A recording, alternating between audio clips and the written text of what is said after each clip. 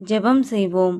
கர்த்தாவே, கர்த்தாவின் சுதனே, கருணையுள்ள பிதாவே, எங்களை கண்ணோக்கி வழிநடத்தும் தேவனே, இந்த நாளிலே உம்மை நன்றியோடு துதிக்கிறோம், சோஸ்தரிக்கிறோம் நாதா.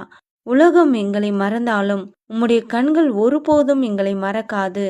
ஏசப்பா, மனிதர்கள் எங்கள் குறைகளை காண்கிறார்கள், ஆனால் நீரோ எங்கள் குறைகளை நிறைவாக மாற்றுகிறவர். இன்று இந்த நாளில் உம்முடைய கிருபை எங்கள் பலவீனத்தை பலமாக மாற்றட்டும். அப்பா, எங்கள் குடும்பத்தில் இருக்கும் பிரச்சனைகளும் போராட்டங்களும் அகற்றி கடன்களையும் வறுமையையும் நீக்கி குடும்பத்தில் ஆசிர்வாதமும் ஆனந்தமும் தாங்க.